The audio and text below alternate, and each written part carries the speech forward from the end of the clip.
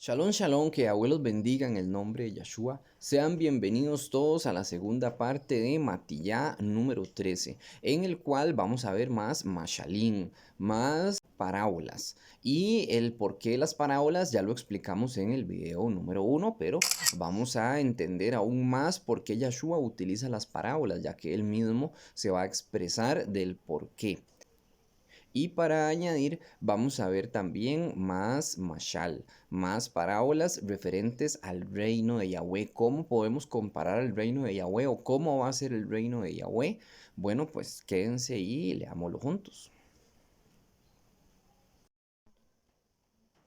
Vamos a comenzar en el 31, dice así, otra mashal, otra parábola, le refirió, diciendo, el Malhut Hashamayín es semejante al grano de mostaza, que un hombre, tomó y sembró en su ceder, en su campo. Entonces, Yahshua está comparando al reino de los cielos con un grano de mostaza. ¿Por qué? Porque está comparando el Malhut Hashamayín, el reino de los cielos, con un grano de mostaza. Vamos a ver cómo se expresa Yahshua y a qué se refiere.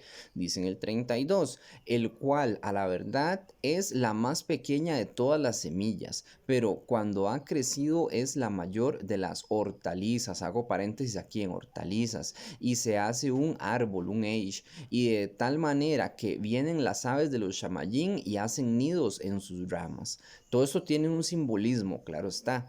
Yahshua, primero que todo, la semilla más pequeña del mundo no es la de mostaza. Analizando bien la información, nos damos cuenta de que la semilla más pequeña no es la de mostaza, la semilla más pequeña del mundo, hablando en general. Pero Yahshua dice que sí, que es la más pequeña. Vamos a ver por qué lo dice y en qué contexto es que la gente no se fija y no lee bien, leen fuera de contexto. Entonces, buscando la información, dice: el tef es considerado el grano más pequeño del mundo, con apenas 1 milímetro de longitud. Este es el tef. El tef es un fruto, bueno, esto realmente también es un fruto, uno de los frutos más pequeños del mundo, y dentro del mismo tiene una semilla muy pequeña. Y si nos fijamos, hay varios tipos de semillas muy pequeñas. Ahí tenemos la de la mostaza y bueno, y otras tantas como la de cumín, caraguay y bueno, y otro montón de nombres que ni conozco, comparado con la del arroz y de otros tantos frutos. Resulta que Yahshua dice que es la más pequeña de todas las hortalizas del mundo. ¿Por qué dice eso? Porque de hecho lo es. Si usted compara una lechuga jamás va a tener el alcance o el tamaño que tiene un árbol de mostaza, que es grandísimo. Los árboles de mostaza se hacen muy grandes a pesar de ser una semilla tan pequeña. Y no deja de ser algo sorprendente cómo llega a crecer tanto a un punto de convertirse en un árbol, a diferencia de cualquiera de las otras legumbres que existen en el planeta Tierra. Entonces, regresando el 31, dice, otra mashal le refirió diciendo, al Malhul Hashamayín es semejante al grano de mostaza que un ish, un hombre, tomó y sembró en el campo. Dice, el cual a la verdad es la más pequeña de todas las semillas, pero no de todo el mundo. Vamos a ver que está refiriéndose a las hortalizas, pero cuando ha crecido es la mayor de las hortalizas. ¿Ve? Entonces dentro del contexto entendemos que Yahshua está hablando de las hortalizas. Y el punto aquí no es cuál es la más pequeña científicamente hablando, sino el simbolismo que tiene la semilla junto a comparación con el árbol de mostaza.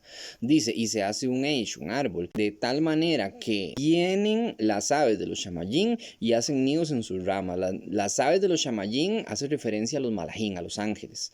Entonces dice que está comparando la semilla de mostaza con algo muy pequeño que se llega a hacer algo muy grande. Entonces hace referencia a que el reino de los cielos se puede decir que es pequeño, pero que va a llegar a tener mucha cantidad de gente. Y o se puede ver que va a ser muy grande también, o sea, una referencia de que va a ser muy grande. Los malajín viven en sus ramas, o sea, como que los malajín van a habitar ahí también. puede entenderse de esa manera. En el 33, otra mashal les dijo, el Malhut HaShamayim, el reino de los cielos, es semejante a la Hametz, a la levadura, que tomó una isha y escondió en 3 medidas de harina, hasta que todo fue leudado. ¿Por qué se compara el reino de los cielos con la levadura? Si tenemos otras analogías, como hemos visto en otros textos, que Yahshua hace referencia a la levadura como algo malo. Lo que vemos es que la levadura se le compara con la mala enseñanza de los fariseos. A eso se refiere Yahshua en otra parábola referente a la levadura y a no consumir la levadura de los fariseos, en el sentido de no hacerles caso a ellos con el Talmud y la Cábala de aquel entonces, que no se llamaban así, pero sí la practicaban. No hacerles caso, porque un poquito de esa levadura podía hacer que toda la quejilot se echara a perder, que toda la quejilot leudara y se echara a perder junto con ellos y junto con esa mala enseñanza. Entonces, aquí es otra cosa muy diferente. Tenemos que Yahshua dice que la levadura en este caso es semejante al reino de los cielos, que dice que una isha, que una mujer, la escondió en 3 medidas de harina hasta que todo fue leudado. ¿Por qué dice que el reino de los cielos es como la levadura? Porque va a crecer mucho. O sea, por el momento no hay mucha gente, porque todavía no se ha dado el juicio final, la gente no ha ido al reino de los cielos, que se va a hacer este mismo planeta, pero renovado. O sea, todavía no se ha dado eso. Pero Yahshua lo que está diciendo es que eso va a crecer mucho, va a tomar la levadura, esta mujer, dentro de la analogía, la va a poner en la masa y eso va a hacer que toda la masa leude y se haga más grande. Entonces, eso es lo que va a suceder también con el reino de los cielos dentro de la analogía. En el 34 dice, todo esto habló Yahshua por Mashalín a la gente, y sin Mashalín no les hablaba. Ya vimos por qué él utilizaba parábolas, y eso era para que la gente no entendiera, y la gente no cambiara, y la gente no se sanara, y él no lo salvara. Así literalmente. ¿Por qué? Porque solamente una persona que en verdad presta mucha atención a las mashalín e intenta entender las parábolas va a poder entender a Yahweh, porque este es Yahweh el que está hablando aquí, es Yahweh hecho carne, y nos está diciendo cómo va a ser el reino de los cielos y cómo va a funcionar. Entonces continúa diciendo, bueno, y también muy importante, él daba estas parábolas para que se cumpliese una profecía que está, por cierto, en un salmo que ya vamos a leer. Dice así en el 35, dice, para que se cumpliese lo dicho por el Nabí cuando dijo, abriré mi boca en parábolas, declararé cosas escondidas desde la fundación del mundo. Y esto está en Tejilín 78, versículo 2, vamos a leerlo. Tejilín 78, Salmo 78, un masquil de Asaf. Asaf es un profeta y este salmo no le pertenece ni a David ni a Salomón. Vea qué curioso, le pertenece a un profeta llamado Asaf, y un masquil es una instrucción. Entonces dice el profeta que va a dar una instrucción aquí.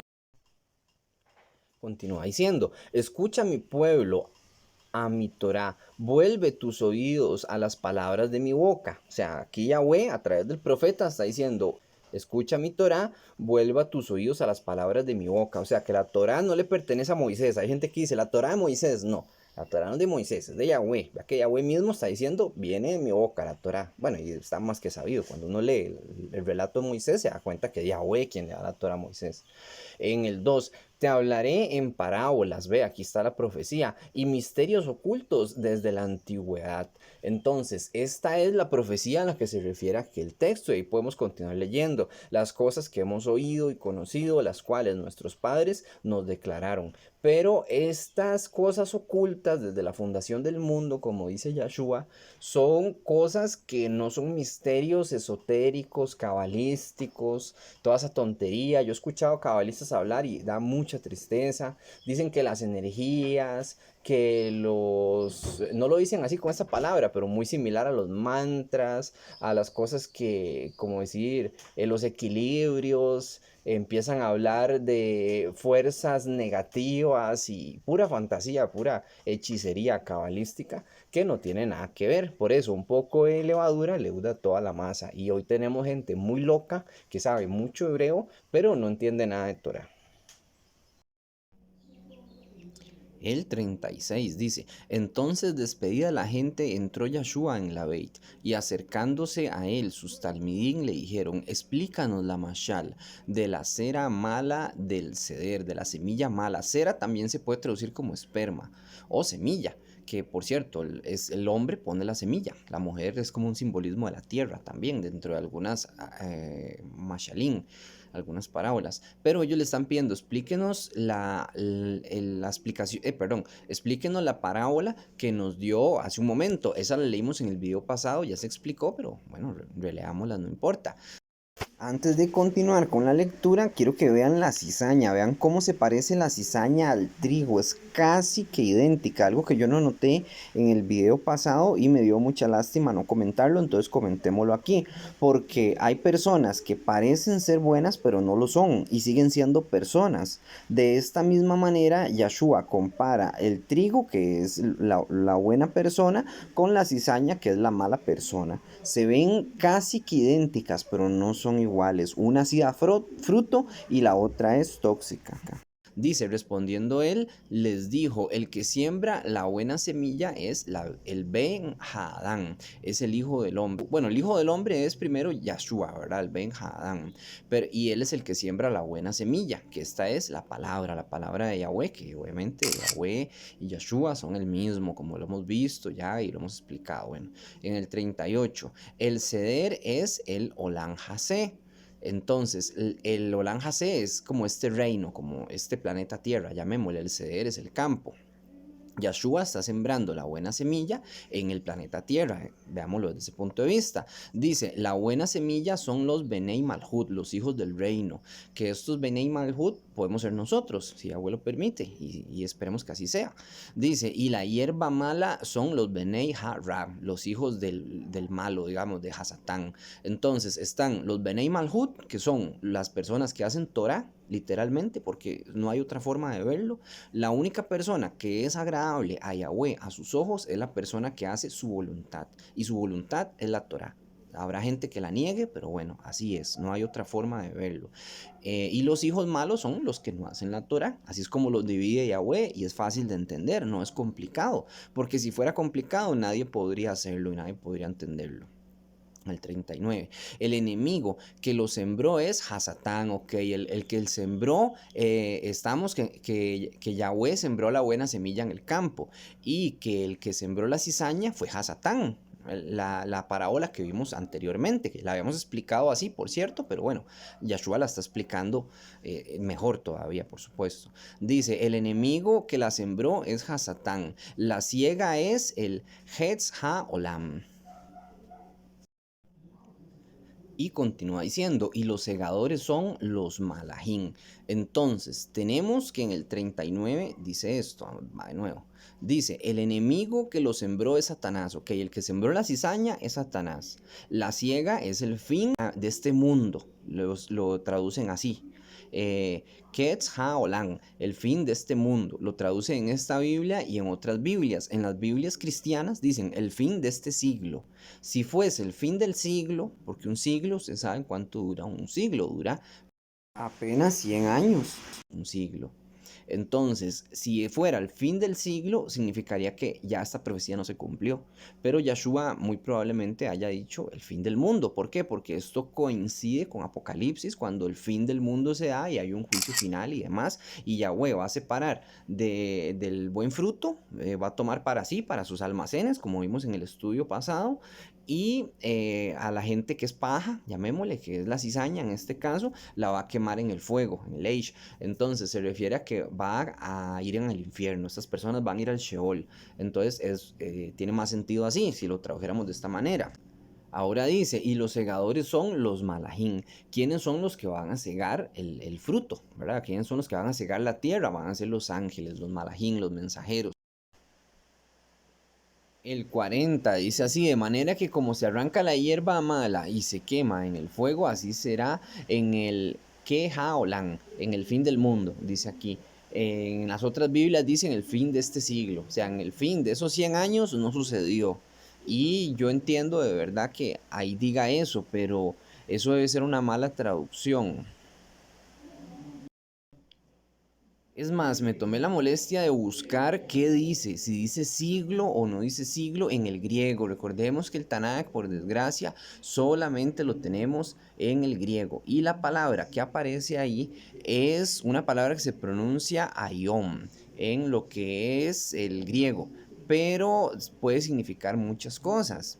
Dice, puede significar siglo, siglos, ok, por eso es que lo traducen así. Puede significar jamás, mundo, eternamente, eternamente, perpetuamente, condición eterna. O sea, puede referirse a un lapso de tiempo de un siglo o de el mundo, refiriéndose al mundo, por eso es que lo traducen como el fin del mundo, o puede ser un símbolo de eternidad o un número indeterminado de tiempo.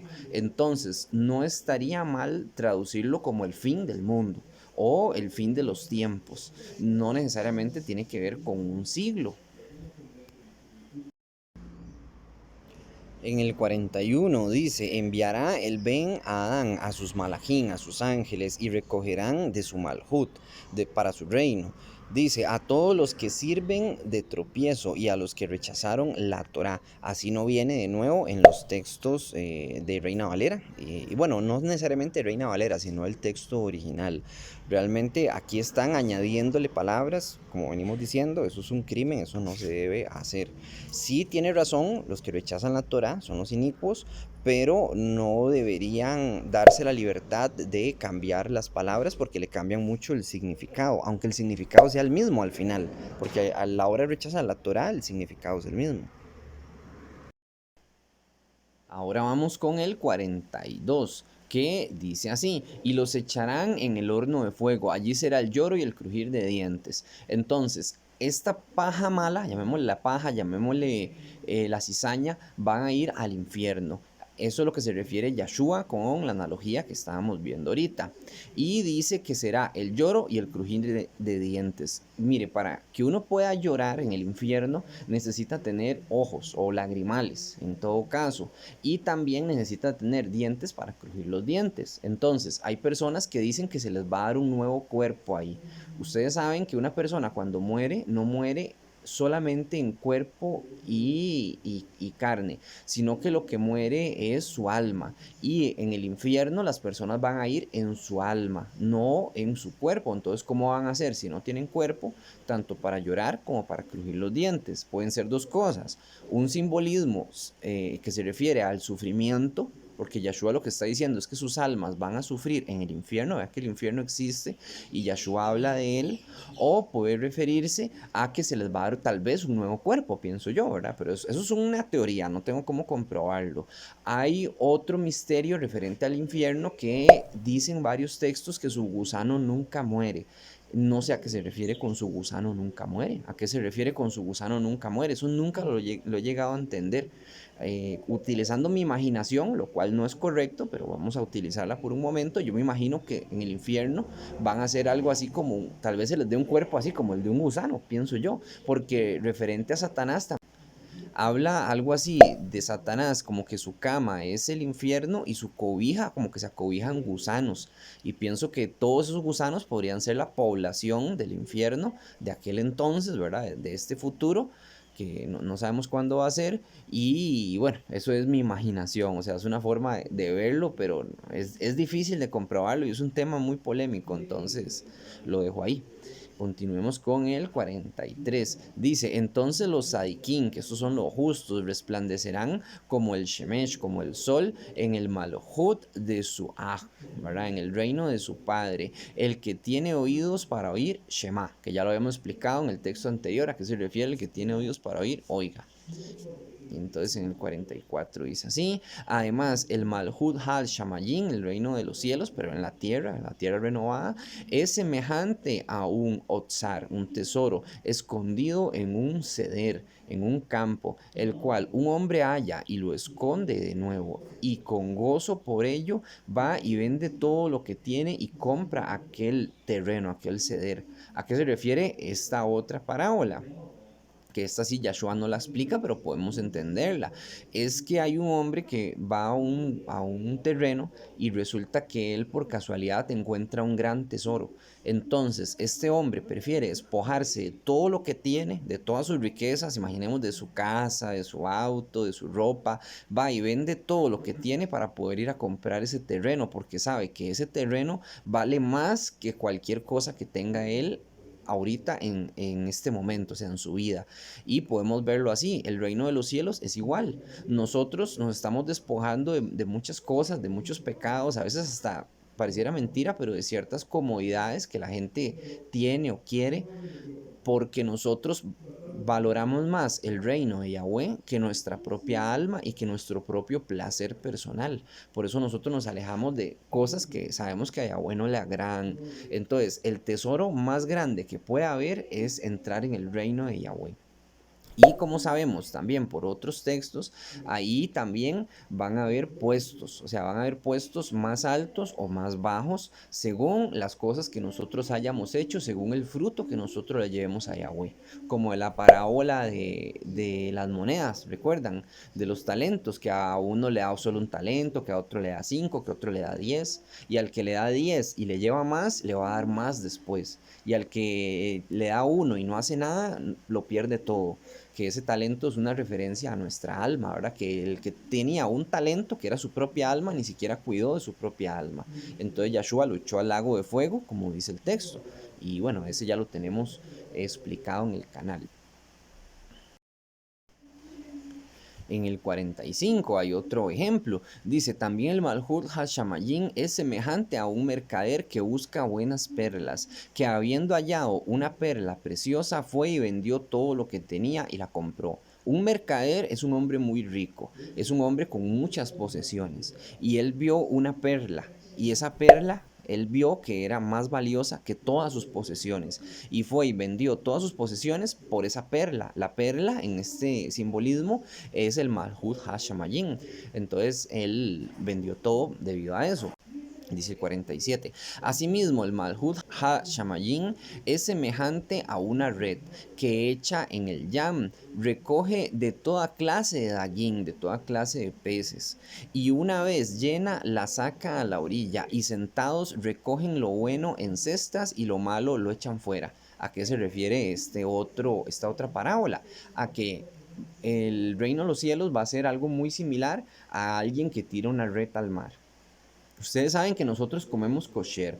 Nosotros no debemos comer ni cerdo, ni pulpo, ni camarón, ni rata, ni culebra y ciertos animales que están prohibidos en la Torá. Entonces, si hoy nosotros fuéramos al mar y lanzáramos una red y sacáramos de ahí varios tipos de peces, pero entre esos vienen camarones y cangrejos y pulpos, nosotros vamos a apartar eso y lo vamos a tirar afuera. No lo vamos a querer comer.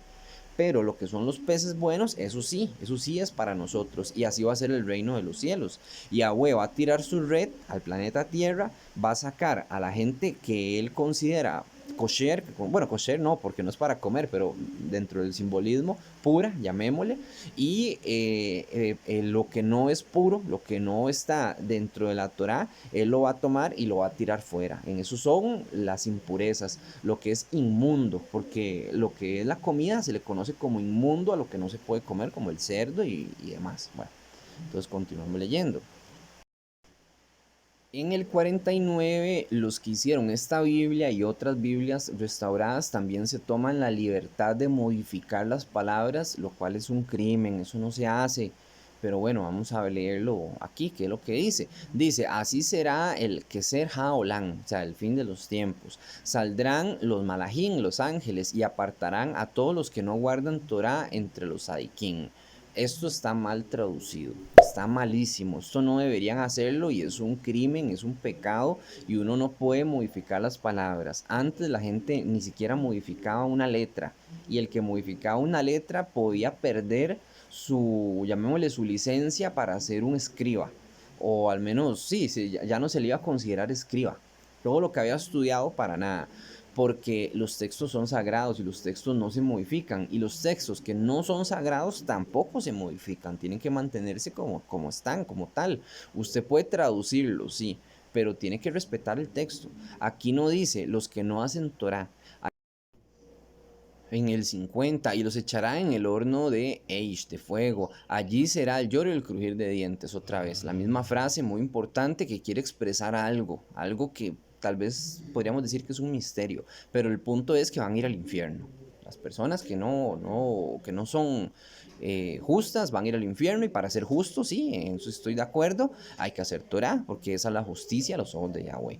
Entonces en el 51 Yahshua les dijo: ¿habéis entendido todas estas cosas? Le preguntó a los 12. Ellos respondieron: sí, Adón. Él les dijo: por eso todo chofer que viene a ser un talmidín en el Malhul Hashamayim es semejante a un padre de familia que saca de su tesoro cosas nuevas y cosas viejas. Puede referirse a enseñanzas nuevas y enseñanzas viejas en esta parábola. En el 53. Aconteció que cuando terminó Yahshua estas Mashalín, se fue de allí. Y venido a su setel, les enseñaba a cada de ellos, de tal manera que se maravillaban y decían: ¿de dónde tiene estas Jotma y estas Otot?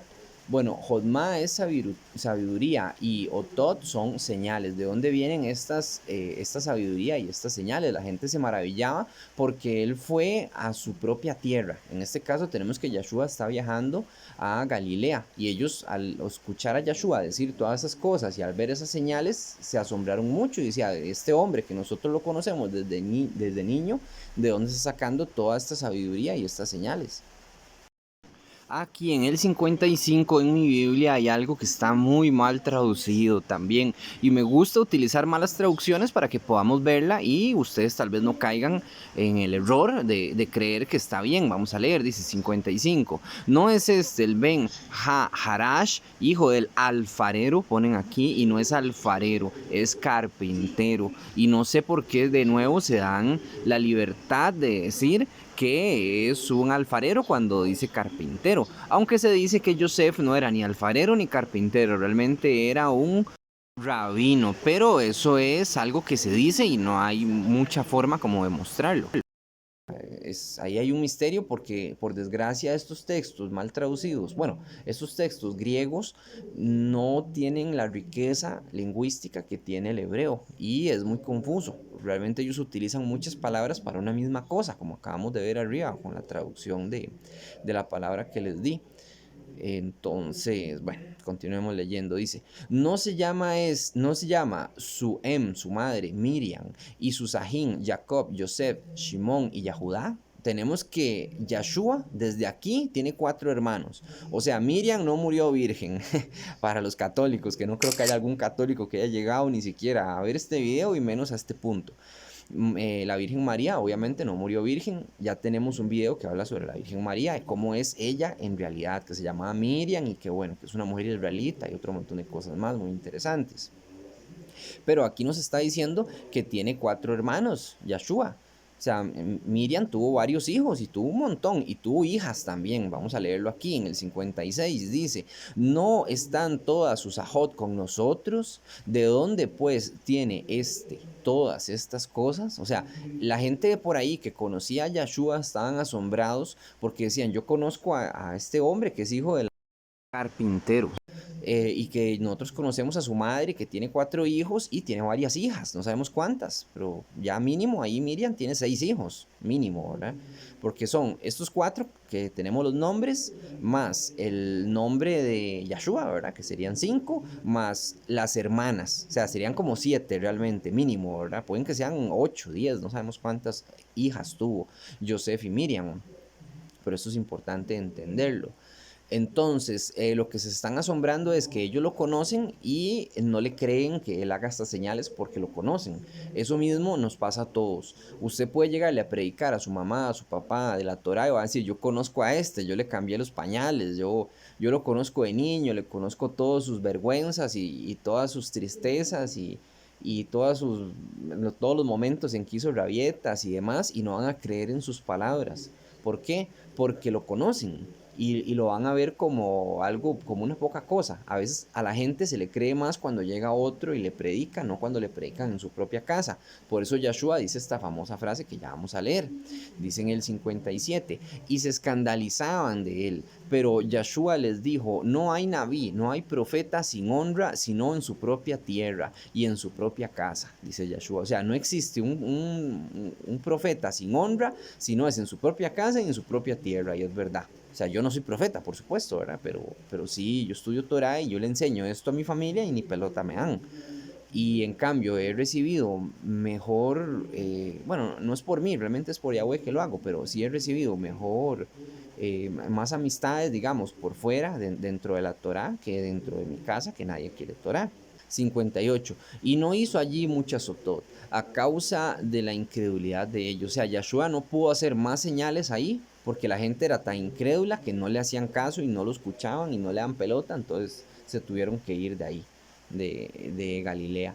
Y ahí termina el texto. Espero que les haya sido de ayuda. Recuerden compartir, lean todos los días, lean de principio a fin la Biblia, desde el Génesis, Apocalipsis, desde Bereshit hasta Gilgalut.